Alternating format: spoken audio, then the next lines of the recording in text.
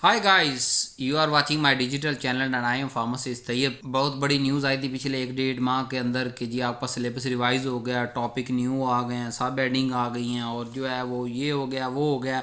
सो परेशानी नहीं होनी चाहिए। मैंने थोड़ा सा टाइम लिया है, फिर हाजिर खिदमत हो गए हूँ आपकी खिदमत के अंदर। जो आपका नया सेमेस्टर वाइज सिलेबस आया है उसके फर्स्ट सेमेस्टर की ये सारी सीरीज आपके सामने मैंने कर दी है। टाइटल चेंज कर दिए हैं, लेक्चर नंबर चेंज कर दिए हैं, ऊपर से जो थंबनेल है वो चेंज कर दिए हैं। और यहाँ भी हर लेक्चर के पहले मैं ये छोटी सी क्लिप चला रहा हूँ ताकि आपको समझ आ जाए कि कौन से आपका सिलेबस है। ये लेफ्ट साइड पे चैप्टर नंबर्स हैं आपके जैसे सिलेबस में दिए गए हैं। ये जो अपडेटेड है, ये कंटेंट आ गया आगे, फिर उसकी सब हेडिंग्स मैंने जैसे डिवाइड की और यूट्यूब पे मैंने कौन से टाइटल डाले हैं और कौन से हैं। इनमें से जो है ना तकरीबन 11 लेक्चर अपलोड हो चुके हैं, लेकिन इसमें छठा जो लेक्चर है वो आज हम पढ़ने जा रहे हैं और ये छठी पोजीशन पे ही आपको मिलेगा क्योंकि यूट्यूब पे मैं वीडियो ऊपर नीचे कर सकता हूँ ना, तो आपकी प्ले लिस्ट बिल्कुल सजा दी गई है, नए थंबनेल लगा दिए गए हैं और ये छठा यानी कि हम 11वां लेक्चर तक पढ़ चुके हैं, लेकिन छठा अंदर न्यू ऐड हुआ है तो मैंने उसको न्यू डाल दिया आपको। ठीक है, तो आपने बार बार थंबनेल्स के हिसाब से ये जैसी तरतीब प्लेलिस्ट की है उसको आप तरतीब वाइज सुनेंगे, आपका सिलेबस इंशाल्लाह पूरा कवर हो जाएगा।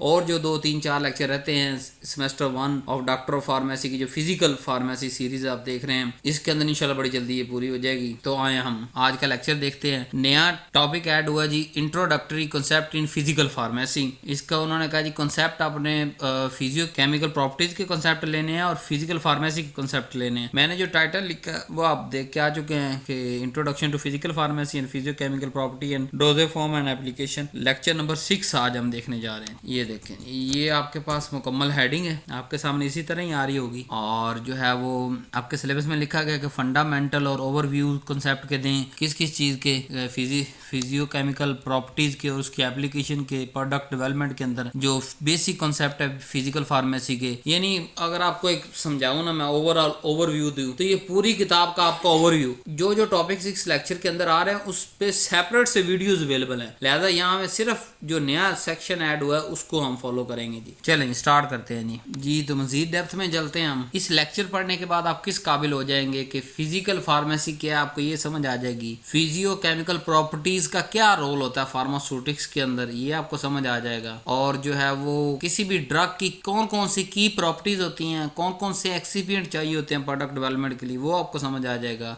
और आप रिलेट कर पाएंगे कि कैसे फर्स्ट ईयर से सेकंड और थर्ड और फोर्थ ईयर या फर्स्ट सेमेस्टर से 10th सेमेस्टर तक जाते हुए आपने कैसे फिजिकल फार्मेसी से डोजेज फॉर्म साइंस तक पहुंचना है, ये आज के लेक्चर में कवर करेंगे। और मेजर जो प्रॉपर्टीज होती है फार्मुलेशन की या इंडस्ट्री की, उसकी मेजर एप्लीकेशन जो है हमारी फिजिकल फार्मेसी की, उसको देखेंगे आज। और हम आइडेंटिफाई करेंगे कि जो फिजिकल फार्मेसी है वो कितनी को सपोर्ट करती है किसी भी जो प्रोडक्ट होती है उसकी क्वालिटी, सेफ्टी और एफिकेसी के हिसाब से। तो आज के लेक्चर के एंड तक आप ये सारी सब हेडिंग्स को जानने के काबिल हो जाएंगे। आइए स्टार्ट करते हैं। What is pharmacy? कि फार्मेसी क्या है जी? फार्मेसी इज द साइंस, ये एक साइंस है किस चीज की? दवाई को दरियाफ्त करने से लेके उसकी प्रिपरेशन या फार्मुलेशन की प्रिपरेशन करना, फिर उस जो फार्मुलेशन बनाई है उसकी क्वालिटी और सेफ्टी को इंश्योर करना और उस ड्रग को करेक्टली सप्लाई करके उसके जो थेराप्यूटिक आउटकम है, यानी जो जिस चीज के लिए वो दवाई बनाई जा रही है उसके जो यूजेस हैं या थेराप्यूटिक यूजेस हैं, यूजेस को हम आउटकम भी कह देते हैं, तो वो थेराप्यूटिक आउटकम को मॉनिटर करना,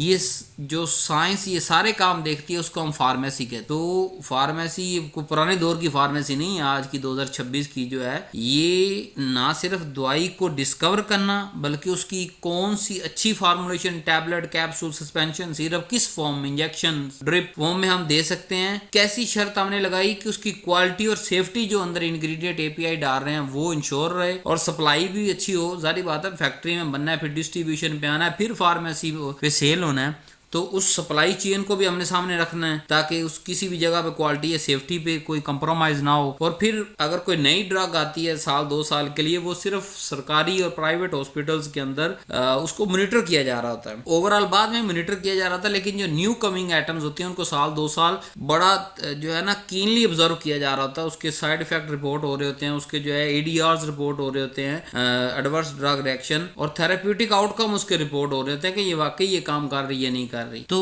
दिस साइंस, ये जो सब्जेक्ट है साइंस का, इसको कहते हैं फार्मेसी। अब फिजिकल फार्मेसी क्या है जी, जो हमारी किताब का नाम है, physical pharmacy is the one of main pillar of supporting modern formulation design. कि जो फार्मेसी की एक छोटी सी मैंने आपको चीज पढ़ाई कि फार्मुलेशन भी तैयार करती है फार्मेसी। फार्मेसी पढ़ने के बाद ये साइंस क्या है कि फार्मुलेशन तैयार करती है ना, उस फार्मुलेशन यानी सिर्फ फार्मेसी के एक स्टेप को मॉडर्न फार्मुलेशन डिजाइन की शक्ल देने के लिए हम फिजिकल फार्मेसी का सब्जेक्ट पढ़ते हैं। डिटेल से देखते हैं। Physical pharmacy is the branch of pharmaceutical science. के फिजिकल फार्मेसी ब्रांच है, छोटी सी ब्रांच है किस चीज की, एक बड़ी फार्मास्यूटिकल साइंस की, जो कि डील कर रही होती है ड्रग और एक्सिपिएंट के फिजिकल और केमिकल प्रॉपर्टीज के साथ। और वो फिजिकल और केमिकल प्रॉपर्टीज जब एक डोजेज फॉर्म कहते हैं, ड्रग कहते हैं जो एक्सक्रूड फॉर्म में हो, मतलब जहां से हम सोर्स से ले रहे हैं, मतलब वो ड्रग है। और ड्रग से मेडिसिन कब बनती है, जब हम उसे कोई डोजेज फॉर्म देते। डोजेज फॉर्म क्या होता है,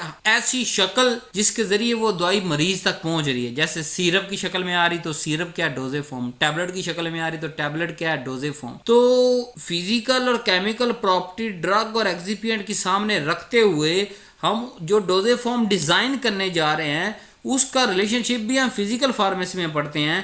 प्लस उस डोजेज फॉर्म के अंदर कौन सी ड्रग स्टेबल रहेगी, या डिजोल्यूशन या अब्जॉर्प्शन या परफॉर्मेंस, ये सारे आपके ड्रग की क्या, जैसे सिरप बना के भेज रहे हैं तो 2 साल उसकी एक्सपायरी लिख रहे हैं, क्या वो 2 साल स्टेबल भी रहेगा सिरप या नहीं रहेगा। अच्छा सिरप स्टेबल रहेगा, अगला सवाल आता है कि जब हम लेंगे पेट में जाएगा तो वो डिजोल्व होगा, यानी वो उस अपनी फार्मुलेशन या डोजेज फॉर्म से निकल के हमारे बायोलॉजिकल फ्लूइड पहले स्टमक और बाद में फिर ब्लड में पहुंचेगा कि नहीं पहुंचेगा। यानी अब्जॉर्प्शन के थ्रू, अब्जॉर्प्शन एक स्टेप है जिसके थ्रू जो है वो ड्रग मेदे या इंटेस्टाइन से ब्लड तक पहुंचती है। फिर परफॉर्मेंस, क्या वो काम भी करेगी, फार्माकोडायनामिक किसे कहते हैं, उसका मैकेनिज्म एक्शन क्या है, तो वो वहां काम भी करेगी नहीं करेगी। तो ये सारी चीजों को देखना फार्मास्यूटिकल साइंस के अम्ब्रेला के अंडर, जिस खास सब्जेक्ट में हम ये सारी चीजें देख रहे थे, उससे कहते हैं फिजिकल फार्मेसी। आप समझ आ गया कि फर्स्ट ईयर के अंदर आपको फिजिकल फार्मेसी या फर्स्ट सेमेस्टर के अंदर फिजिकल फार्मेसी क्यों पढ़ाई जा रही है। ये बुनियाद है। अगर ये बुनियाद फिजिकल फार्मेसी जिस बच्चे या बच्ची की सही हो जाती है, वो 5 साल फार्मास्यूटिक्स के रगड़े से निकल जाता है, उसे फार्मास्यूटिक्स का कोई परेशानी नहीं रहती। और आपको मैं बताता चलूं, डॉक्टर फार्मेसी के अंदर जहां दूसरे मेन सब्जेक्ट है, वहां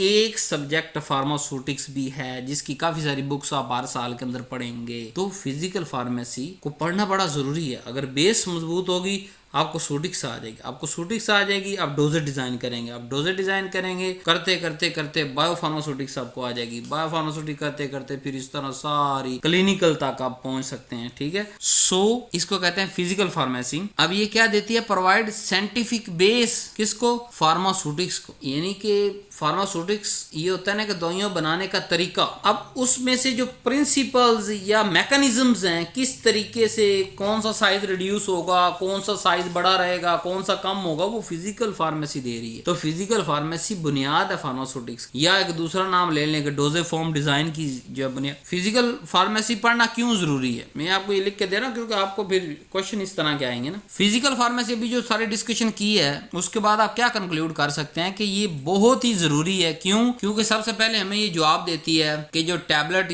हमने खाई वो अंदर जाके टूटेगी या नहीं टूटेगी, जल्दी टूटेगी या स्लो टूटेगी, टूटने के बाद वो जो ड्रग है वो डिसॉल्व होगी या पूर्ली डिसॉल्व होगी। फिर अगर डिसॉल्व हो गई और ब्लड तक पहुंच गई तो वो डिसइंटीग्रेट जल्दी होगी। यानी डोज कितनी दफा लेनी, 2 दफा 3 दफा, जितना जिगर उसको जल्दी खाली कर देगा उतना उसको दोबारा बार बार लेना पड़ेगा। ठीक है, सम ड्रग डिग्रेड फास्टर, कुछ जल्दी डिग्रेड हो जाती हैं, यानी उनकी एक्सपायरी कम होती है, कुछ देर तक रहती हैं। अब जैसे एक ट्राई मेटाबोल सिरप है, उसके अंदर उन्होंने क्या किया हुआ है कि सॉल्वेंट अलग देते हैं और जो हमारे पास मेन एपीआई होते हैं वो अलग देते हैं कि आप इसको खोलो और ऐड करो, मिक्स करो और 2 से 3 माह के अंदर आप इस्तेमाल कर लो। अब वजह क्या है, वजह यही है कि उसकी लाइफ टाइम बड़ी थोड़ी है। किसने बताया, फिजिकल फार्मेसी ने दिया कि यार अगर इस तरह से एक साशे सिरप के अंदर डाल दो, सिरप अलग दे दो, जो सॉल्वेंट आप कह लेना हमारी जबान के अंदर, सॉल्वेंट अलग दे दो और साशे पूरी की अलग दे दो, जब इस्तेमाल करनी है तब डालो, उसको मिक्स करो और पी जाओ। महीने 2 महीने के अंदर उसको खत्म करो जब आपने साशे अंदर डाल लिए। तो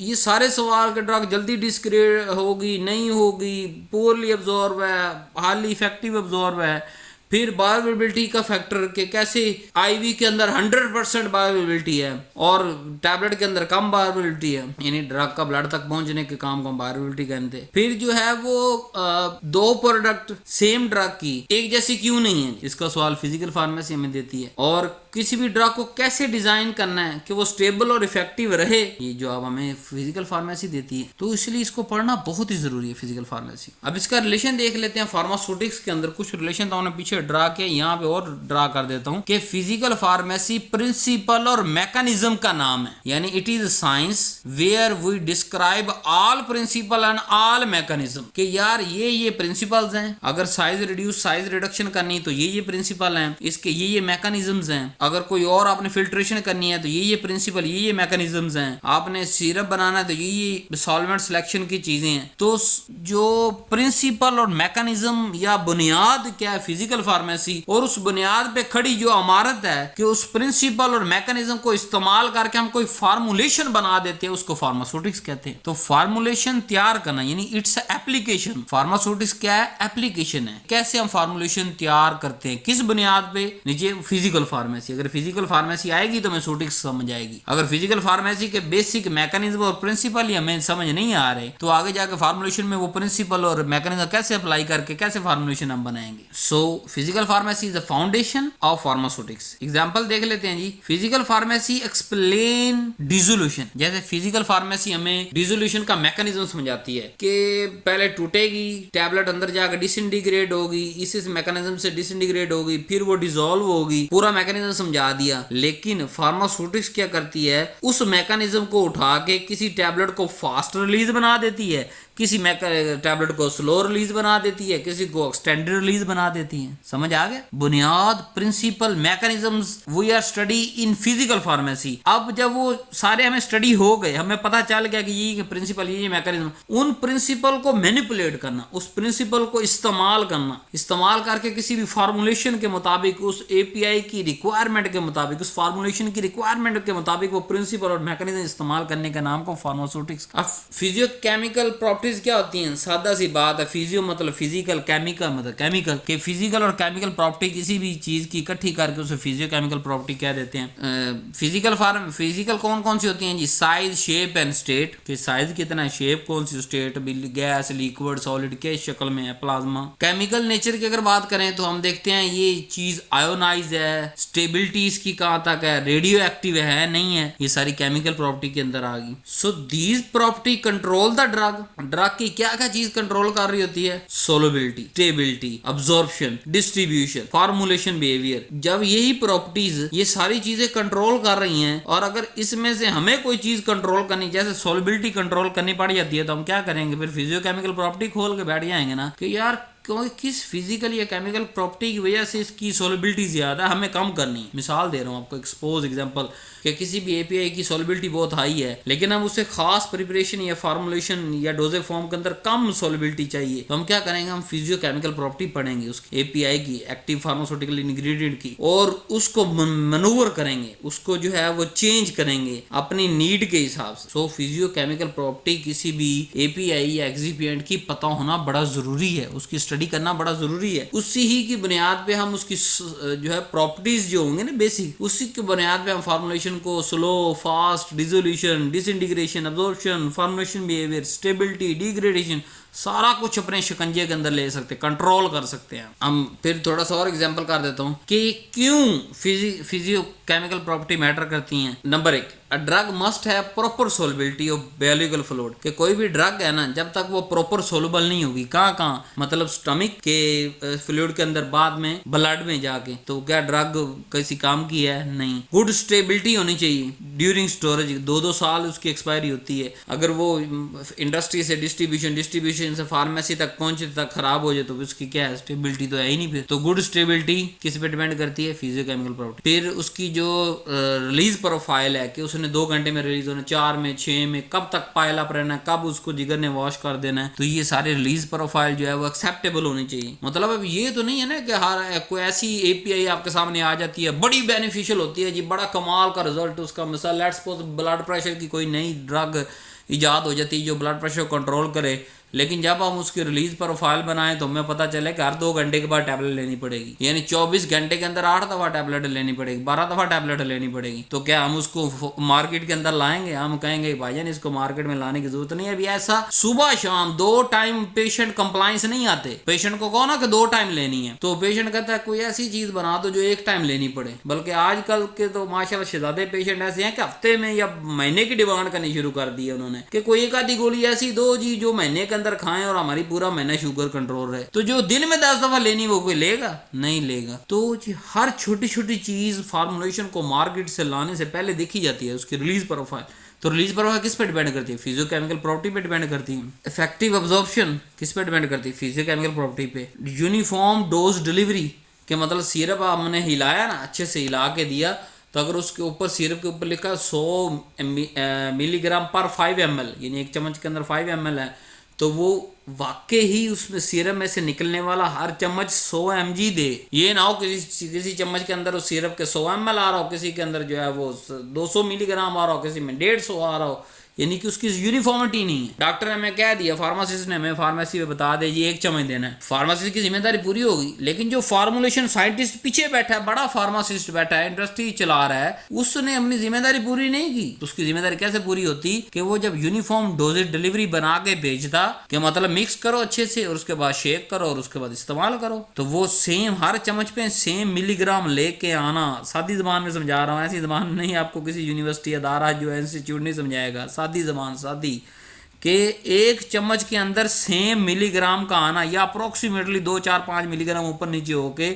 आना, उसको कहते हैं यूनिफॉर्म डोजेज डिलीवरी। किस चीज पे डिपेंड कर रही है? Physiochemical property. हम कंट्रोल कर सकते हैं सस्पेंशन, इमल्शन, सारा कुछ आपको पढ़ाऊंगा। यहाँ सिर्फ इंट्रोडक्शन दे रहा हूँ और बड़े लेक्चर अवेलेबल हैं, अल्हम्दुलिल्लाह वायरल हो चुके हैं, आप देख सकते हैं जाके सेक्शन के अंदर। इसी जो है वो 10 लेक्चर 11 लेक्चर इसके अल्हम्दुलिल्लाह वायरल हो चुके हैं, लोग देख रहे हैं, लाइक कर रहे हैं, पसंद कर रहे हैं। बेसिक कॉन्सेप्ट सिर्फ क्योंकि सिलेबस की डिमांड है इसलिए इसको दोबारा बनाया मैंने, नहीं तो कॉन्सेप्ट तो बड़े क्लियर अपलोड ऑलरेडी, जो नहीं है वो जल्दी आ जाएंगे। अच्छा जी, physical pharmacy help to optimize all these parameter, के ये सारे के सारे जो पैरामीटर हैं फार्मूलेशन बनाने के, ये फिजियोकेमिकल प्रॉपर्टी पे डिपेंड करते हैं। उसको चेंज करेंगे, इनको हम कंट्रोल कर सकते हैं। मेजर सवाल आ सकता है जी, what are the major physicochemical property? आपने ये 10 ठक करके लिख देनी है। Solubility, dissolution rate, particle size, surface area, crystal structure, polymorphism, ionisation, pKa, partition coefficient. अब देखें ना, पार्टीशन कोएफिशिएंट पूरा लेक्चर मेरा अवेलेबल है, आयोनाइजेशन पे पूरा लेक्चर मेरा अवेलेबल है, पार्टिकल साइज में पूरा लेक्चर अवेलेबल है, पॉलीमॉर्फिज्म पूरा लेक्चर है। तो अब यहाँ सिर्फ आपको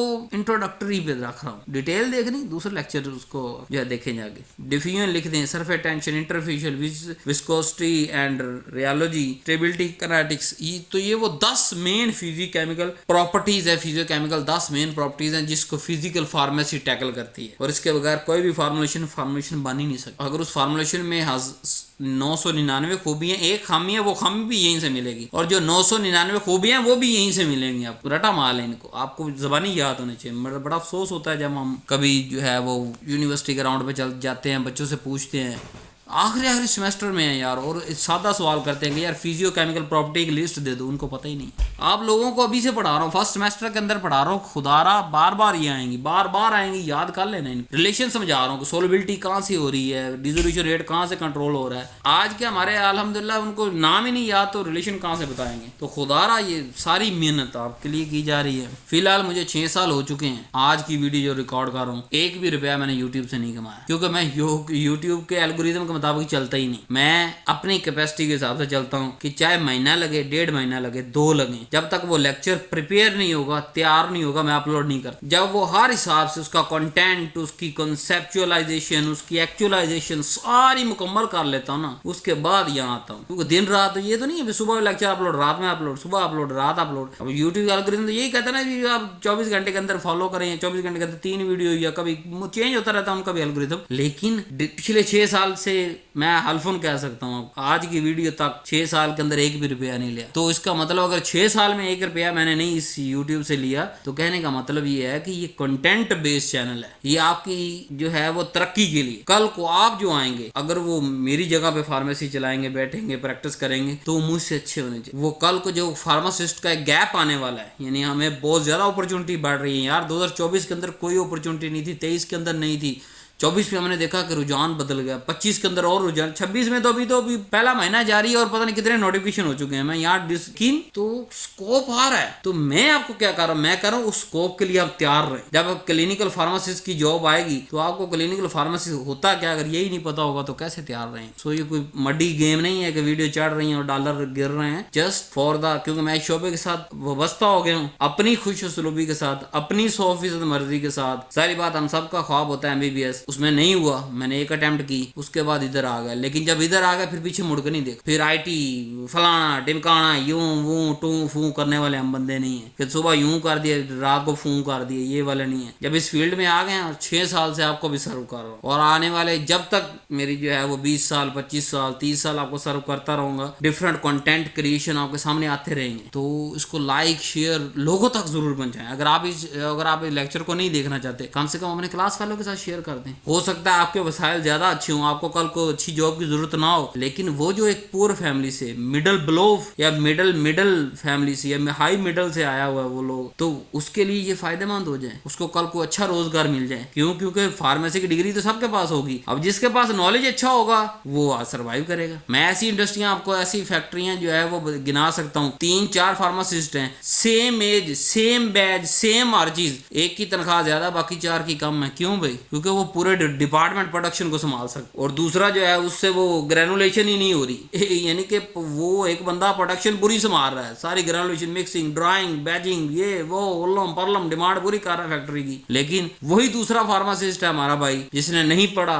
फोकस इधर नहीं रखा, वो जनाब अली एक छोटे से स्टेप को नहीं है। तो मैं उनको क्रिटिसाइज करना, क्योंकि उनका वक्त गुजर गया, अब वो चाह के भी इस नॉलेज तक नहीं पहुंच सकते। लेकिन अगर आप चाह रहे हैं, आपका पहला सेमेस्टर है, खुदारा इसके साथ चैनल के साथ एफिलिएट हो जाए अपनी फलाह के लिए, मेरी फलाह के लिए नहीं, अपनी फलाह के लिए। क्योंकि जितने बढ़ते जाएंगे इसके अंदर जो है वो उतना ज्यादा कंटेंट क्रिएशन ज्यादा अच्छी होगी। तो ये हमारे पास थी जी मेजर फिजियोकेमिकल प्रॉपर्टी। अब इनको स्टेप वाइज मैं आपको सिर्फ इंट्रोडक्शन दे रहा हूँ, कंप्लीट लेक्चर अलग से अवेलेबल, आप उसको देख सकते हैं चैनल पे। सॉल्युबिलिटी क्या होती है? Maximum amount of drug that dissolve in given solvent eight given temperature, कि किसी एक टेम्परेचर की बात करनी है, मतलब 25 डिग्री जी रूम टेम्परेचर, 25 डिग्री पे फलाना सॉल्वेंट 100 ml फलाना सल्यूट ज्यादा से ज्यादा 10 मिलीग्राम हो सकता है जी। तो उस सल्यूट की वो सोलिबिलिटी है, टेम्परेचर बदल जाएगा, सॉल्वेंट बदल जाएगा या सल्यूट बदल जाएगा, तो सोलिबिलिटी की मिकदार बदल जाएगी। यानी किसी भी खास सॉल्वेंट के अंदर खास टेम्परेचर पे कितनी मैक्सिमम अमाउंट जो है वो डिसॉल्व हो सकता है। अब इंपॉर्टेंस क्यों पढ़ना जरूरी है जी? नंबर 1, सोलिबिलिटी की वजह से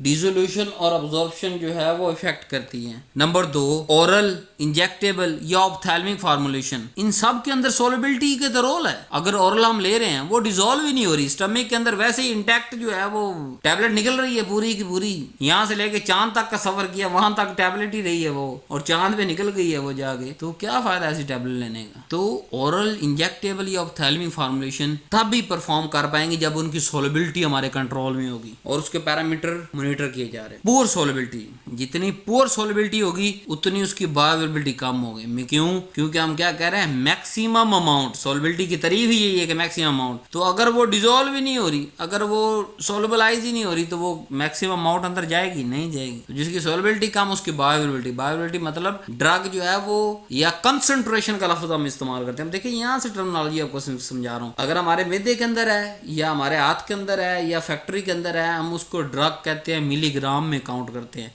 जैसे ही वो हमारा बायोलॉजिकल सिस्टम क्रॉस करके ब्लड के अंदर ड्रग चली जाती है, वहां हम अमाउंट यूज नहीं करते लफ्ज, वहां हम कंसंट्रेशन लफ्ज यूज करते हैं कि सीरम के अंदर या ब्लड के अंदर कितनी कंसंट्रेशन है। वो कंसंट्रेशन जितनी होगी किसी भी ड्रग की, उस ड्रग की उसको बायोअवेलेबिलिटी कहते हैं कि कितना अवेलेबल हुआ ये अंदर जाकर। डिसोल्यूशन रेट जी, डिसोल्यूशन रेट नाम से जाहिर है कि स्पीड जिस पे ड्रग डिसॉल्व होती है फ्लूइड के अंदर। अब यहाँ फ्लूइड मैंने लफ्ज इस्तेमाल किया, स्टमक के अंदर और ब्लड के अंदर। डिसोल्यूशन का क्या मतलब है? यहाँ फ्लूइड का मैंने 2 वजह से इस्तेमाल किया। नंबर 1, स्टमक के अंदर क्या होता है, फ्लूइड ही तो होता है, खाना खाते हैं, पानी पीते हैं सारा। फिर जो बाहर टेस्ट कर रहे हैं डिसोल्यूशन, वो भी तो फ्लूइड के अंदर ही कर रहे हैं। चाहे हम ह्यूमन जो है वो उसको कहते हैं कि जी ह्यूमन लाइक जो है हम कंडीशन क्रिएट की है जी डिसोल्यूशन ऑपरेटर्स के अंदर, जितनी पीएचओ सोल्यूशन की है हमारे स्टमक की इंटेस्टाइन की उतनी हमने यहाँ कर दी है। तो वो स्पीड जिस पे ड्रग डिसॉल्व हो जाएगी फ्लूइड के अंदर, उस स्पीड को डिसोल्यूशन रेट कहते हैं। तो इससे क्या मतलब है कि जितनी ज्यादा स्पीड से होगा उतना उसका ऑनसेट भी जल्दी हो जाएगा, मतलब काम जल्दी स्टार्ट हो जाएगा, 2 मिनट 4 मिनट 6 मिनट 15 मिनट के अंदर स्टार्ट हो जाएगा। जितनी उसकी डिसोल्यूशन रेट स्लो होगा उतना उसका ऑनसेट भी दूर होगा, मतलब 2 घंटे के बाद वो काम शुरू कर रही है अपना। नंबर 2, डोजेज फॉर्म के अंदर जो ड्रग रिलीज होती है ना, वो भी डिसोल्यूशन रेट ही कंट्रोल कर रहा होता है। जैसे हम कह रहे हैं जी एक्सटेंडेड रिलीज या कंट्रोल रिलीज, तो वो जिस टाइम मतलब 8 घंटे के लिए हमने बनाई है कि 8 घंटे इसने रिलीज होते रहना है, तो वो डिसोल्यूशन रेट ही डिसाइड कर रहा है कि हमने उसका डिसोल्यूशन रेट इस हिसाब से सेट कर दिया है कि फर्स्ट फ्यू मिनट या आधे पौने घंटे के लिए तो फास्ट है, ठीक है। और बड़ी टेक्निक्स पढ़ाऊंगा आपको आगे चल के 9वें 10वें 8वें सेमेस्टर के अंदर। वो चंद ग्रेन्यूल्स जो जल्दी फास्ट डिसॉल्व हो जाते हैं और वो क्या करते हैं, हमारा प्लाज्मा के अंदर ब्लड चली जाती है, लेकिन फिर बाकी के सारे स्लो रिलीज होते रहते हैं। जिस टाइप ऑफ डोजेज फॉर्म हमने बनाया, मतलब स्लो बनाया, एक्सटेंडेड बनाया, कंट्रोल बनाया। इफेक्ट बायोअवेलेबिलिटी, डिसोल्यूशन रेट की वजह से बायोअवेलेबिलिटी इफेक्ट होती है, जितनी मिकदार पहुंचेगी उतनी हम बायोअवेलेबल करेंगे उसको। सो ये टैबलेट और कैप्सूल के लिए बहुत क्रिटिकल है। पार्टिकल साइज और सरफेस एरिया की बात करें, सादा सा रूल याद रख लें, पार्टिकल साइज जितना छोटा होगा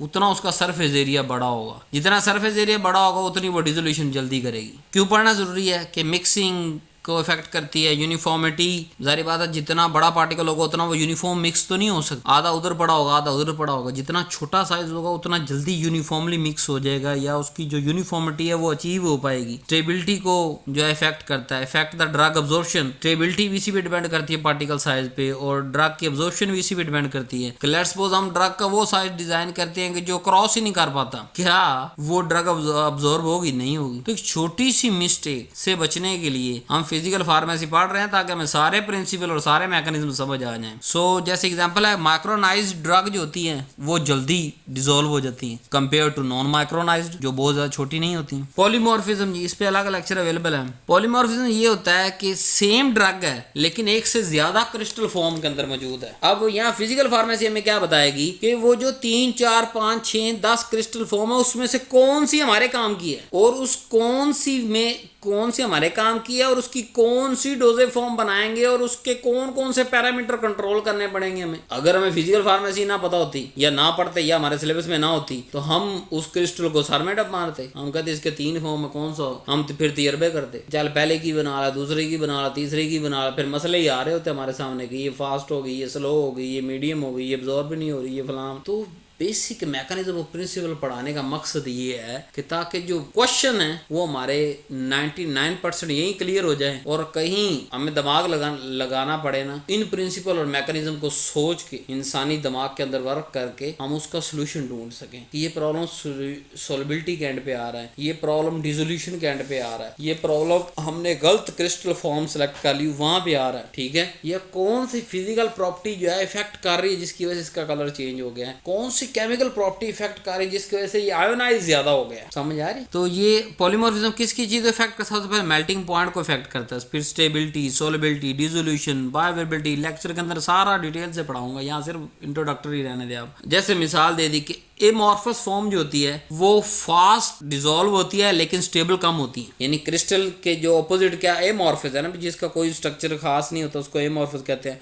और जो रिपीटिव पैटर्न होता है कि एक ही पैटर्न बार बार रिपीट हो रहा है पूरे स्ट्रक्चर के अंदर, उसको क्रिस्टलाइन कह देते हैं। अब अमॉर्फस क्या है उसका एक मसला आपको बता रहा हूं कि याद रखना, पक्का प्रिंसिपल दे रहा हूं, इसके अंदर जो भी है वो प्रिंसिपल है, वो मैकेनिज्म है। प्रिंसिपल क्या है, क्या जो अमॉर्फस फॉर्म किस मर्जी चीज की आप ले, एक तरफ क्रिस्टल फॉर्म रखे एक तरफ अमॉर्फस फॉर्म रखे, उसकी अमॉर्फस फॉर्म डिसॉल्व तो बड़ी फास्ट होगी लेकिन स्टेबिलिटी कोई नहीं होनी, यानी एक्सपायरी की 2 साल तक कोई नहीं चलनी है। ठीक है, नेक्स्ट चलते हैं। आयोनाइजेशन पूरा लेक्चर अलग से अवेलेबल है। Many drug are weak acid and weak base, के बहुत सारे ड्रग ऐसे हैं जो कोई वीक एसिड है कोई वीक बेस है। आयोनाइजेशन का ना एक बात और आपको बता देता हूँ, आयोनाइज जो होती है ना वो अब्जॉर्ब कोई नहीं होती है, यानी अब्जॉर्ब किस नहीं होना है, अनआयोनाइज फॉर्म के अंदर। तो जब हमें एक प्रिंसिपल पता चल गया कि हर ड्रग का अनआयोनाइज अब्जॉर्ब होना है तो हम उसकी पहले आयोनाइजेशन चेक करेंगे ना कि यार इसकी आयोनाइजेशन है भी या नहीं है, या अनआयोनाइज है, या वीक एसिड वीक बेस है, या कि स्ट्रॉन्ग एसिड स्ट्रॉन्ग बेस है क्या नहीं है, ठीक है। तो जब हम उसको चेक करेंगे हमें पता चल जाएगा अच्छा इस ड्रग की आयनाइजेशन बड़ी फास्ट है,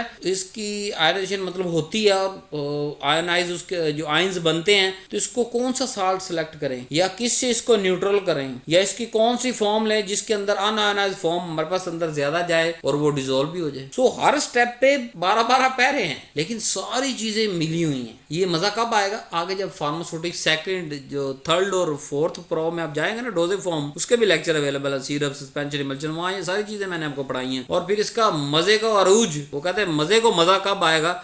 जब आप बायोफार्मास्यूटिक्स पढ़ेंगे मेरे साथ। बायोफार्मास्यूटिक्स की सीरीज में जाए ना, जो आप जब जाएंगे 9वें सेमेस्टर 10वें सेमेस्टर के अंदर, वहां आपको मैं ये सारी चीजें बताऊंगा कि देखो ये वाली ड्रग आयनाइज हो रही थी, ये अनआयनाइज है, ये स्ट्रॉन्ग एसिड स्ट्रॉन्ग बेस तो हमारे काम का ही नहीं है। क्यों काम का नहीं है? अभी से जवाब दे रहा हूँ, क्योंकि वो आयनाइज होता है। वीक एसिड वीक बेस ही हमारे काम का है ड्रग बनाने के लिए। तो जब अभी से फर्स्ट सेमेस्टर के अंदर ये बात पता चल गई है तो क्या 10वें सेमेस्टर तक जाते भूल जाएगी? आपको याद रखनी है। अच्छा, यहाँ क्या लिखा उसको भी देख लेते हैं जी। अनआयनाइज फॉर्म जो है ये मोस्ट लिपिड सोलुबल होती है और जारी बात है जो लिपिड सोलुबल है वही क्रॉस करके ब्लड तक पहुंचेगी, स्मॉल इंटेस्टाइन या स्टमक में से अब्जॉर्ब होके अब्जॉर्प्शन अच्छी हो जाएगी। लेकिन जो आयोनाइज है, अब आयोनाइज का फायदा बता रहा हूं, पहले नुकसान सुन ले। नुकसान क्या है कि वो लेस लिपिड सोलुबल है तो वो क्रॉस कोई नहीं करती। जब क्रॉस कोई नहीं करती बायोअवेलेबिलिटी आएगी? बायोअवेलेबिलिटी तो कहते हैं हम ऐसे इतनी मिकदार जो ब्लड तक पहुंची है, जब पहुंची नहीं ब्लड तक 1 सेंटीमीटर या एक जो है वो वहां कंसंट्रेशन माइक्रोग्राम पर एमएल में बात करते हैं तो चलो आपको अभी माइक्रोग्राम पर एमएल में बात कर लेते हैं कि माइक्रोग्राम पर एमएल कोई नहीं पहुंची, 0।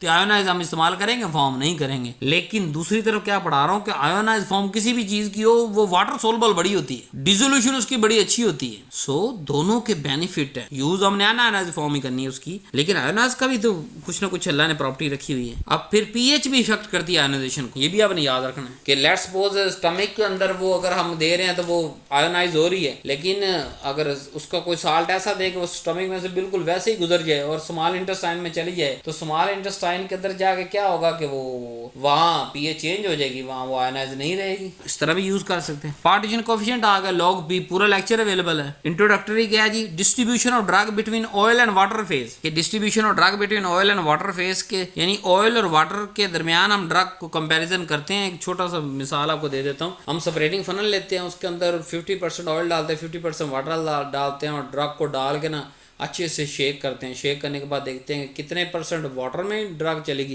क्योंकि वाटर और ऑयल आपस में मिक्स तो हो नहीं सकते ना। वक्ती तौर पे हो जाएंगे, मतलब जब अच्छे से शेक कर रहे होंगे तब तो लगेगा कि जैसे सारा मिक्स। थोड़ी सी देर सेपरेटिंग फनल आप रखेंगे तो जो है वो वाटर नीचे बैठ जाएगा, ऑयल ऊपर जो है वो शिफ्ट हो जाएगा और उसके अंदर क्या होगा कि जो दोनों चीज़ें अलग अलग हो जाएंगी। फिर दोनों को अलग अलग कर लेंगे, ऑयल को अलग कर लेंगे, वाटर को अलग कर लेंगे, दोनों में कंसंट्रेशन मालूम करेंगे किसके अंदर ज्यादा कंसंट्रेशन है, और जो ऑयल में ज्यादा कंसंट्रेशन देगी वही अब्जॉर्ब करेगी, वही यानी उसकी अब्जॉर्प्शन अच्छी होगी। सो डिटरमाइंड मैटर परमिबिलिटी कि कौन सी मेम्ब्रेन परमिबिलिटी है भी कि नहीं। अगर ऑयल के अंदर जा रहा है वो रिटेन रह रहा है, ठीक है, और ड्रग तो वही क्रॉस कर पाएगी, और इस तरह जब वो क्रॉस कर पाएगी तो उसकी अब्जॉर्प्शन अच्छी हो जाएगी, डिस्ट्रीब्यूशन अच्छी होगी ब्लड के अंदर, और फिर फॉर्मुलेशन चूज करने में आसानी हो जाएगी। हाई लॉग पी होगा, जितना हाई लॉग होगा उतनी ज्यादा वो लिपिड सोलबिलिटी हो जाएगी, उतनी उसकी ज्यादा परमिबिलिटी भी उतना जल्दी क्रॉस कर जाएगी। डिफ्यूजन को देखते हैं, movement of molecule from high to lower concentration. Diffusion कहते हैं जी हाई कंसंट्रेशन से लो कंसंट्रेशन की तरफ जाना। तो हाई से लो कैसे जाता है? मतलब स्टमक के अंदर ड्रग मौजूद है ज्यादा मिकदार के अंदर, वो टैबलेट पहले डिसइंटीग्रेट हुई, फिर डिसॉल्व हुई स्टमक के कंटेंट के अंदर, अब उसने अब्सॉर्ब होना है। स्टमक के अंदर हाई कंसंट्रेशन है, ब्लड के अंदर पहले 0 है, फिर आहिस्ता आहिस्ता बढ़ती चली जाएगी। हाई से लो यानी कि ड्रग डिफ्यूज हो रही है कहाँ से? स्टमक से ब्लड की तरफ, और इसी की बुनियाद पे ये यानी कि वो क्रॉस कर पाएगी जितना अच्छा डिसोल्यूशन डिफ्यूजन रेट होगा। इस तरह फिर ये कंट्रोल सिस्टम में ट्रांसडर्मल डिलीवरी के अंदर ये सारा डिफ्यूजन का कॉन्सेप्ट वहां लगता है हमारे पास। सरफेस एंड इंटरफेशियल फिनोमेना जो है ये भी बड़ा अहम है। इसके बगैर हम सस्पेंशन, इमल्शन या waiting of powder, dispersion of drug particle, stability of formulation हम नहीं कर सकते। तो surfactant reduce the surface tension. Surfactant क्या करते हैं? वो रिड्यूस कर देते हैं सरफेस टेंशन को, जिसकी वजह से इंक्रीज द वेटिंग और बेटर बेटर डिजोल्यूशन हो जाती है। इसको सारा मैंने आगे डिटेल से पढ़ाया है। सरफेस क्या होती है, इंटरफेशियल फिनोमेना क्या होते हैं, इमल्शन, सस्पेंशन, अलग अलग सिरप, अलग अलग इन सारी डोजेज फॉर्म पहले अवेलेबल है, लेक्चर अवेलेबल है, थर्ड सेमेस्टर के अंदर आपने पढ़ने हैं। लेकिन यहाँ सिर्फ फिनोमेना क्या तक पढ़ लें कि ये जो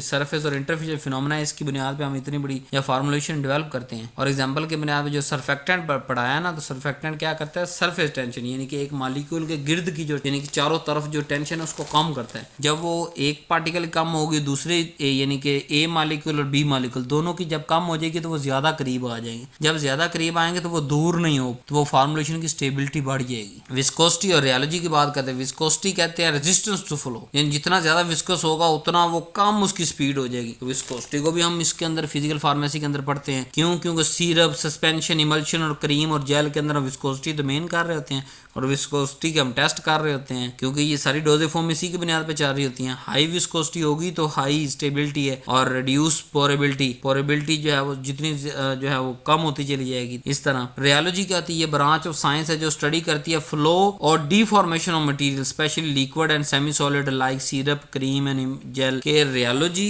ब्रांच है साइंस की जिसको हम फिजिकल फार्मेसी के अंदर पढ़ेंगे, किस चीज को समझने के लिए, फ्लो को समझने के लिए, और जो मटेरियल है उसकी डिफॉर्मेशन कैसे होती है, स्पेशली यानी लिक्विड या सेमी सॉलिड हमने मिक्स किया, एक तरफ सेमी सॉलिड एक तरफ लिक्विड, वो उसको जब मिक्स किया वो जो सिरप या क्रीम या जेल डोजेज फॉर्म बनी वो कैसे अलग होती है, कौन कौन से पैरामीटर, कितने टेम्परेचर पे, कितना जो है वो टाइम उसकी है एक्सपायरी का, कितनी देर तक वो खराब हो सकती है। तो ये सारी रियोलॉजी में पढ़ाती है कि जितने मॉलिक्यूल्स के मूवमेंट या फ्लो, जब हम सेमी सॉलिड का फ्लो देखेंगे, लिक्विड का फ्लो देखेंगे और उसको उस मिक्सचर को फ्लो के अंदर मॉलिक्यूल्स का फ्लो देखेंगे तो हमें समझ आ जाएगा कि अच्छा ये इतनी देर तक जो है वो हम इसको कर सकते हैं। अब रियोलॉजी की इंपॉर्टेंस क्या है सोडिक्स के अंदर, क्योंकि ये इफेक्ट कर रही होती है पोरेबिलिटी को, स्प्रेडेबिलिटी, पोरेबिलिटी कहते हैं चम्मच पे डालना, किसी जगह पे पोर करना, स्प्रेड मतलब जैसे क्रीम हम किसी जगह पे अफेक्टेड एरिया पे स्प्रेड करते हैं, और स्टेबिलिटी, सेडिमेंटेशन जैसे इमल्शन, सस्पेंशन के अंदर अगर वो नीचे बैठ जाए तो वो काबिल इस्तेमाल ही नहीं रहती, तो stability, mixing, manufacturing of dosage form like suspension, emulsion, ointment, cream and gel, इन सब के अंदर ये इस्तेमाल हो रहे होते हैं। इस पे भी अलग से लेक्चर अवेलेबल रियोलॉजी पे भी। स्टेबिलिटी एंड डिग्रेडेशन काइनेटिक्स की बात करते हैं, ये सारे फिजिको केमिकल प्रॉपर्टीज जा रही हैं, ध्यान से रहना है। अब ड्रग की स्टेबिलिटी जो है, ड्रग डिग्रेड होते हैं कैसे, हाइड्रोलाइसिस से, ऑक्सीडेशन और फोटोलाइसिस और थर्मल डिग्रेडेशन, चार तरीके हैं जिससे ड्रग खराब हो सकती है। हाइड्रोलाइसिस मतलब पानी की मौजूदगी के अंदर ड्रग टूटती है, ऑक्सीडेशन यानी ड्रग की ऑक्सीडेशन हो जाए, फोटोलाइसिस यानी कि रोशनी, सूरज की रोशनी के अंदर थर्मल टेम्परेचर कम ज्यादा बहुत ज्यादा होने की वजह से जो है वो ड्रग खराब होती है।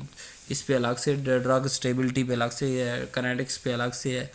तो फिजिकल फार्मेसी में क्या करती है, ये इन चारों चीज़ों को सामने रखते हुए हमें शेल्फ लाइफ प्रेडिक्ट करती है, हमें पैकेज बताती है कि अच्छा ये सूरज से अगर ख़राब हो सकती है, फोटोलाइसिस हो सकती है, तो इसकी पैकेजिंग इस तरह रखो कि लाइट अंदर जाए ही ना, स्टोरेज कंडीशन हमें ये बताती है। देखे ना, फिजिकल फार्मेसी बुनियाद है, हर चीज़ एंड तक, पैकिंग तक लेके जाना, डोजेज फॉर्म, पोरेबिलिटी, स्प्रेडेबिलिटी तक। अब फिजिकल फार्मेसी की कुछ एप्लीकेशन देख लेते हैं। प्रोडक्ट डेवलपमेंट, मैंने आपको कहा ना कि जब हम लेते हैं पहले हमारे पास क्रूड ड्रग होती है, वो ड्रग जब हम उसको कोई खास डोजेज फॉर्म दे देते हैं तो वो प्रोडक्ट बन गई। अब उस प्रोडक्ट की जो डेवलपमेंट यानी जो सिर्फ एपीआई के अंदर एक्सिपिएंट मिक्स करके सस्पेंशन, इमल्शन, सिरप कोई भी चीज हमने बनाई, उस पूरे प्रोसेस को कहते हैं प्रोडक्ट डेवलपमेंट। अब प्रोडक्ट डेवलपमेंट के दरमियान के अंदर क्या एप्लीकेशंस है फिजिकल फार्मेसी की, पहले तो प्रोडक्ट डेवलपमेंट देख लेते हैं ना। It's process of converting drug molecule, क्या आ रहा है, ड्रग मॉलिक्यूल है ना, क्रूड ड्रग आ रही, into safe, effective and stable doses form, के डोजेज फॉर्म बना देना, उसका को एक प्रोडक्ट शक्ल दे देना जिसके अंदर उसने इस्तेमाल होना है। तो इसके अंदर स्टेप हमारे पास होते हैं प्री फार्मेशन स्टडी। सबसे पहले हम प्री फार्मेशन स्टडी करते हैं, फिर एक्सिपिएंट को सिलेक्शन करते हैं, फिर हम डिज़ाइन फाइनल करते हैं, फिर हम प्रोसेसेस करते हैं सारे, फिर उन प्रोसेसेस को गाय बगाए स्टेप बाय स्टेप एवेल्युएट कर रहे होते हैं, फिर एंड प्रोडक्ट को एवेल्युएट करते हैं, फिर हम स्टेबिलिटी टेस्ट करते हैं जब प्रोडक्ट बन जाती है, फिर उसकी स्केल अप के हमने 100 टैबलेट बनाई थी, और उसको 10,000 तक कैसे लेके जाना है, 1 लाख तक, 10 लाख तक कैसे लेके जाना है, मैन्युफैक्चरिंग के बारे देखते हैं। तो ये जो सारे स्टेप्स हैं, यानी ये स्टेप वाइज आपको बता रहा हूँ। पहले फार्मुलेशन, प्री फार्मुलेशन स्टडी होती है कि फार्मुलेशन बनाने से पहले की स्टडी जो है, फिर हम एक्सिपिएंट सेलेक्ट करते हैं, फिर formulation design, processing, evaluation, stability testing, scale up and manufacturing, ये सारे किस चीज़ के स्टेप है, प्रोडक्ट डेवलपमेंट, फार्मेसी के अंदर जो प्रोडक्ट डेवलपमेंट हो रही है। अब इसके अंदर हम रोल देख लेते हैं जी। एप्लीकेशन फिजिकल फार्मेसी का क्या है जी, कि फिजिकल फार्मेसी हमें select appropriate doses form select करने में मदद करती है, सोलबिलिटी को इंप्रूव और डिसोल्यूशन को इंप्रूव करने में मदद करती है, स्टेबिलिटी को इनहांस करने में मदद करती है, ड्रग रिलीज कंट्रोल में मदद करती है, अब्जॉर्प्शन इंप्रूव करती है, बैच टू बैच यूनिफॉर्मिटी लाने में हमारी मदद करती है, क्वालिटी कंट्रोल और स्टैंडर्डाइजेशन के सारे प्रोटोकॉल्स को फॉलो करने में फिजिकल फार्मेसी हमारे हेल्प करती है प्रोडक्ट। अब स्टेप वाइज देख लेते हैं। सबसे पहले हम प्री फार्मेशन स्टडी आपको कहे थे। प्री फार्मेशन स्टडी का मतलब ऐसी स्टडी जिसके अंदर फिजिकल और केमिकल प्रॉपर्टीज किसी भी ड्रग की फार्मुलेशन बनाने से पहले हम डॉक्यूमेंट बना लेते हैं, यानी स्टडी कर लेते हैं और उसके डॉक्यूमेंट तैयार करते हैं कि इसकी ये फिजिकल प्रॉपर्टी हैं, ये जो है फिजिकल प्रॉपर्टीज हमारे फलां जगह काम आ सकते हैं, फलां हमारी रुकावट पैदा कर सकती है, ये वाली केमिकल प्रॉपर्टी हैं फलां जगह पे काम आ सकती है, फलां जगह पे ये रुकावट पैदा, वो पूरा एक डाटा बनाने को प्री फार्मुलेशन स्टडी कहते हैं जी। इसके अंदर हम क्या सोलबिलिटी प्रोफाइल बनाते हैं, पीके उसकी चेक करते हैं, आयोनाइजेशन चेक करते हैं, पार्टीशन कोफिशिएंट उस ड्रग की चेक करते हैं, स्टेबिलिटी स्टडीज़ को चेक करते हैं, पॉलीमॉर्फिज्म के वो क्रिस्टल है अमॉर्फस है क्या है क्या नहीं, पार्टिकल्स उसकी प्रॉपर्टी को चेक करते हैं, फ्लो बिहेवियर देख लें। सारे प्रिंसिपल लगा दिए ना मैंने एक प्रोडक्ट बनाने के अंदर। गोल हमारा क्या होता है कि हमारी जो डिज़ाइन हो वो बेस्ट फार्मुलेशन डिज़ाइन हो जी। तो ये सारा प्री फार्मुलेशन स्टडी के अंडर अम्ब्रेला हम पढ़ते हैं। दूसरा स्टेप देखते हैं, डोजेज फॉर्म कैसे सिलेक्ट करते हैं। फिजिकल फार्मेसी में बताती है कि आपने टैबलेट बनाना है, कैप्सूल बनाना है, सिरप बनाना है, injection, ointment, cream, gel, transdermal patch, inhalation जो है प्रोडक्ट बेस्ड ऑन किस बुनियाद पर ये सारी चीज़ें प्रेडिक्ट कर रहे होता है। Solubility, stability, dose size, permeability and patient compliance को सामने रखते हुए हम ये चीज़ें सजेस्ट करते हैं कि इस एपीआई की ये वाली डोजेज फॉर्म बना लो। तीसरा स्टेप क्या था प्रोडक्ट डेवलपमेंट का, improving the solubility and dissolution. हम कुछ टेक्निक इस्तेमाल करते हैं फिजिकल फार्मेसी के अंदर कि जो सोलबिलिटी और डिसोल्यूशन को इम्प्रूव करती है, जैसे salt formation, pH adjustment, particle size reduction, solid dispersion, surfactant, complexation used for poorly soluble drug के हम जो पोली सोलबल ड्रग होते हैं ना उनकी सोलबिलिटी को इम्प्रूव करने के लिए हम ये किसी का साल्ट बना देंगे, किसी की पीएच एडजस्ट करेंगे। जो फिजिकल या केमिकल प्रॉपर्टी कौन से वाली हमें तंग कर रही है, ये कौन से वाली प्रॉब्लम क्रिएट कर रही है, उस ट्रबलिंग फिजिकल या केमिकल प्रॉपर्टी को सही कर उसकी सोलबिलिटी को और डिसोल्यूशन को इम्प्रूव कर देते हैं। नेक्स्ट स्टेप था स्टेबिलिटी फार्मुलेशन। कैसे जी कि स्टेबिलिटी इम्प्रूविंग मेथड कौन कौन से यूज करते हैं हम, स्टेबिलिटी फार्मुलेशन की कैसे अच्छे उसके मेथड कौन से, एंटीऑक्सीडेंट यानी हम ऑक्सीडेशन से बचाएं, बफर डालें ताकि पीएच कंट्रोल हो, प्रेजर्वेटिव डालें ताकि माइक्रोबियल ग्रोथ ना हो, कवरिंग बनाएं जैसे मैंने आपका फोटोलाइसिस मतलब रोशनी सूरज की रोशनी के अंदर अगर वो तबाह हो रही है तो उसकी पैकिंग उस तरह से करेंगे टैबलेट सिरप की कि वो सूरज की लाइट उस तक पहुंचे ही ना। Protective packaging, proper storage condition होंगी, selection of storage stable polymorph. फिर नेक्स्ट आ गया control release and drug delivery system. Physical pharmacy concept apply sustain release के अंदर matrix system, micro capsule, nano particles, transdermal patches. Control release किस पे depend कर रहे थे, dissolution, diffusion, partitioning, polymer properties. इन चारों को प्रॉपर्टीज को मैनिपुलेट करके हम कंट्रोल रिलीज बना रहे होते हैं। इन पे सारी अलग से डोजेज फॉर्म और अलग से जो है वो मैकेनिज्म आपको समझाऊंगा, यहाँ सिर्फ इंट्रोडक्टरी चल रहा है। अब डोजेज फॉर्म साइंस क्या होती है जी,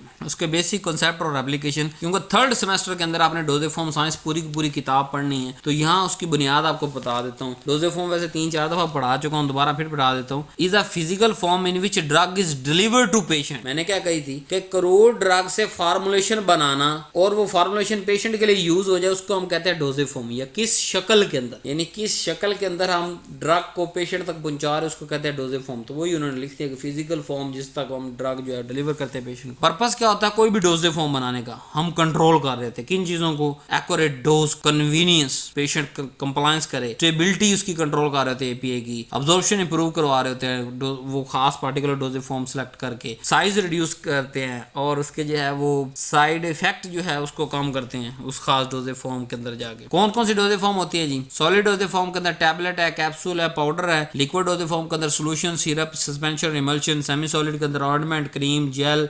गैशियस के अंदर इनहेलर, स्प्रे। तीसरी और चौथे के अंदर मैंने आपको कहा ना सेमेस्टर के अंदर आप ये सारे डिटेल से अभी से लेक्चर अपलोड है, परेशान ना हो आप कि आप जाएंगे और लेक्चर अपलोड होंगे। उस सेमेस्टर के अंदर लेक्चर अवेलेबल है, सिर्फ न्यू सिलेबस के मुताबिक उसको अरेंज कर दूंगा मैं वक्त। अब सॉलिड डोजेज फॉर्म की बात करते हैं तो उसके फिजिकल फार्मेसी कैसे मदद करती है कि टैबलेट या कैप्सूल जो होता है फिजिकल फार्मेसी हमें हेल्प करती है कि उसका पाउडर फ्लो देखो जी, compression, behaviour, disintegration, dissolution, stability, drug release, ये सारी इन्फॉर्मेशन फिजिकल फार्मेसी दे रही होती है। कि जैसे मिसाल वो फिजिकल फार्मेसी कहते हैं जी जी स्मॉलर पार्टिकल साइज जो होगा तो रिजोल्यूशन रेट बड़ा अच्छा हो जाएगा, ये इंप्रूव हो जाएगा। इस बुनियाद पर हम ये सारी मैनिपुलेट करते हैं इन चीज़ों को। लिक्विड डोजेज फॉर्म के अंदर सस्पेंशन और सिरप के अंदर को कैसे हेल्प करती है, सोलिबिलिटी इनहांस कैसे करें जी, विस्कोसिटी कंट्रोल कैसे करें, सेडिमेंटेशन नीचे बैठने के अमल को जो है यानी सेमी सॉलिड यानी पाउडर लिक्विड के अंदर मिक्स किया वो नीचे बैठ जाए उसके अंदर सेडिमेंटेशन, उसको कैसे हम रोक सकते हैं जी। इमल्सिफिकेशन, इमल्शन बनाना किस तरह बना सकते हैं, स्टेबिलिटी इंप्रूव करना किसी भी डोजेज फॉर्म की। जैसे मिसाल हमें फिजिकल फार्मेसी क्या बताती है जी, सस्पेंडिंग एजेंट इंक्रीज विस्कोसिटी, कि सस्पेंडिंग एजेंट जो है विस्कोसिटी बढ़ाता है, तो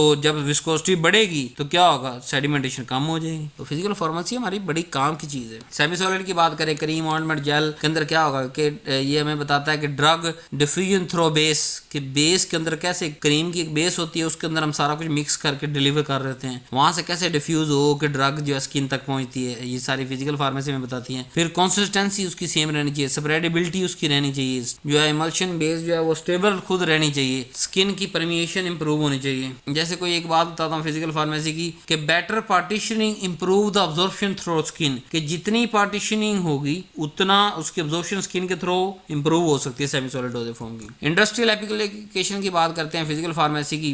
फिजिकल फार्मेसी सबसे पहले फार्मास्यूटिक मैन्युफैक्चरिंग के अंदर इस्तेमाल होती है, R&D research and development formulation lab के अंदर भी आपको बता दिया ना। जब ये physical pharmacy is the subject where we only study two thing principle and mechanism, तो इसका मतलब ये हर फील्ड में हर जगह इस्तेमाल होगी। मैन्युफैक्चरिंग के अंदर भी, R&D research and development lab के अंदर भी, क्वालिटी कंट्रोल टेस्टिंग के अंदर भी, जब हम मैकेनिज्म पता होगा, स्टेबिलिटी चैम्बर के अंदर भी, रेगुलेटरी कंप्लायंस के भी फिजिकल फार्मेसी, जो scale up and protection require safety and quality and efficacy. अगर क्लिनिकल और पेशेंट केयर की बात करें तो फिजिकल फार्मेसी में नॉलेज देती है फार्मासिस्ट को कि फार्मुलेशन डिफरेंस को समझ सके, ताकि मैं पता होगा कि सिरप किसको देना है, टैबलेट किसको देनी है, सस्पेंशन किसको देना है, इमल्शन किसको देना है, ठीक है। एडवाइजिंग करेक्ट डोजेज के किस तरह इसको स्टोर कैसे रखना है, अगर हमें पता होगा फार्मासिस्ट को तो हम बताएंगे ना। Counselling on dosage form use, evaluating the generic substitution, improving the compliance with suitable formulation choice. Example क्या है जी, enteric coated tablet should not be crushed, enteric coated tablet crush जैसे जो है क्रश नहीं की जा सकती, तो ये हमें कौन बताता है, फिजिकल फार्मेसी। इस तरह की बहुत सारी इन्फॉर्मेशन हमें मिलती हैं जिसको हम पेशेंट केयर के लिए या क्लिनिकल यूज के अंदर इस्तेमाल कर सकते हैं। कॉमन एग्जांपल डेली फार्मेसी के अंदर, व्हाई सस्पेंशन मस्ट शेकन, हमें आपको आप क्यों कहते हैं जी सस्पेंशन शेक करें, सादा सा जवाब है कि सेडिमेंटेशन और पार्टिकल जो सेटल हो चुके हैं वो दोबारा अपनी ओरिजिनल फॉर्म में आए, और जो चम्मच के अंदर जितने मिलीग्राम देना है उतने ही हम दे सकें। व्हाई टैबलेट में वेरी इन एक्शन, के टैबलेट अपने काम में क्यों डिफरेंट होती है जी, डिसोल्यूशन की बुनियाद पर, पॉलीमॉर्फिस चेंजेस की बुनियाद, ठीक है, जो हमने उसके अंदर चेंजेस किए हुई हैं कि ये एक्सटेंडेड रिलीज है, ये कंट्रोल रिलीज है, ये नॉर्मल रिलीज है, ठीक है। Why some drug irritate stomach, क्योंकि आयोनाइजेशन की वजह से, लोकल कंसंट्रेशन इफेक्ट की वजह से। Why oral insulin not available, के ओरल इंसुलिन है ही नहीं, क्यों, क्योंकि उसकी स्टेबिलिटी और परमिबिलिटी ना होने के बराबर है, तो फिर हम ओरल क्यों बनाएं, इंसुलिन हमेशा इंजेक्टेबल फॉर्म में आती है। सो आज के लेक्चर के अंदर हमने क्या देखा कि फिजिकल फार्मेसी साइंटिफिक अंडरस्टैंडिंग देती है हमें डोजेज फॉर्म की, और फिजिक केमिकल प्रॉपर्टीज जो है वो कंट्रोल कैसे की जा सकती है, सोलिबिलिटी, डिसोल्यूशन, स्टेबिलिटी और अब्जॉर्प्शन हम कंट्रोल कर सकते हैं। और फिजिकल फार्मेसी बहुत ही जरूरी है प्रोडक्ट डेवलपमेंट के लिए, क्वालिटी कंट्रोल के लिए और पेशेंट फोकस डिलीवरी के लिए। और नीचे वेबसाइट चल रही है www.pharmacyofficial.com, इस पे जाकर आप जो है वो नोट्स परचेज कर सकते हैं, और नोट्स, डिजिटल नोट्स, मैं यही कह सकता हूँ, मैं तो समझा के थक गया पिछले 1.5 साल के अंदर। डिजिटल नोट्स का ये मतलब होते हैं कि वो एक पर्सन, यानी अगर आपने परचेज किए जो सुन रहा है तो आपको ही शो होंगे, अगर आप वो आईडी किसी दूसरे के साथ शेयर कर देंगे तो वो आपके ब्लॉक हो जाएगा, उसका भी ब्लॉक हो जाएगा। कभी करना हो तो ट्राई करके जरूर देखिएगा, अपनी आईडी, अपना पासवर्ड किसी दूसरे के साथ शेयर।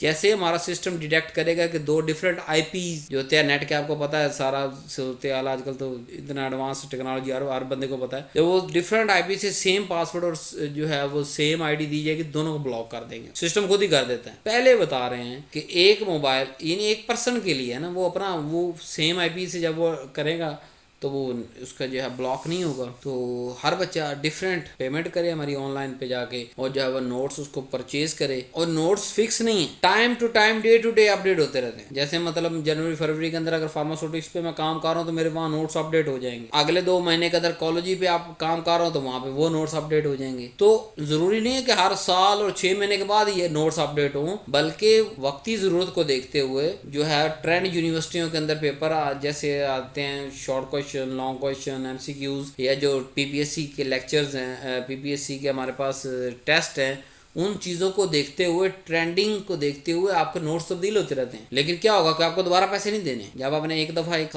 मतलब 6 माह या साल के लिए वो खरीद ले, वो आपके ही हैं। जितनी दफ़ा चेंज होंगे फ्री ऑफ कॉस्ट आपको अंदर शो हो रहे होंगे। इसलिए हमने इसके प्रिंट फॉर्म निकाली नहीं है। ना प्रिंट फॉर्म होगी ना बार बार आपको खरीदना पड़ेगा। ऑनलाइन है, जब आप मर्जी उसको चेंज करते चले जाएं, आपके रिक्वायरमेंट को, नीड को पूरा करें। तो नेक्स्ट सेमेस्टर में जाएंगे तो नेक्स्ट उसको खरीद लीजिए, नेक्स्ट इस तरह जो है वो पिछले ऑटोमेटिकली कोर्स ब्लॉक होता जाता है जब वो कंप्लीट हो जाता है, जितनी ड्यूरेशन आपको बताएगा हमारा नुमाइंदा। सो उम्मीद है समझ आ गई होगी। तो इतनी सारी बुक्स लाइब्रेरीज के अंदर जाके बैठ के अगर आप एक्सप्लोर कर सकते हैं तो ज़रूर करें, नहीं कर सकते तो हम अवेलेबल है। हमारी सर्विस पूरे जो है वो पाकिस्तान के अंदर अवेलेबल है आपके लिए। जिस मर्जी सूबे से बिलोंग करते हैं, जिस मर्जी आप जो है इलाके से बिलोंग करते हैं, आपके ये नोट्स आपकी यूनिवर्सिटी के अंदर इंशाल्लाह काम आएंगे, क्योंकि सिलेबस सारे पाकिस्तान का एक है तो नोट्स भी सबके लिए एक हैं। ये नोट्स मैं कभी दावा नहीं करता कि जी आपको टॉप करवा देंगे, लेकिन ये नोट्स आपको जिंदगी में सक्सेस जरूर देंगे। जब आपको बेसिक कॉन्सेप्ट्स आएंगे ना तो ऑटोमेटिकली आप जो है वो जिंदगी एक अच्छा फार्मासिस्ट बनेंगे, कल को अच्छी पीए होगी और आपकी जिंदगी भी अच्छी। तो थैंक यू वेरी मच जी, जरूर विजिट करिएगा हमारी वेबसाइट। अल्लाह हाफिज।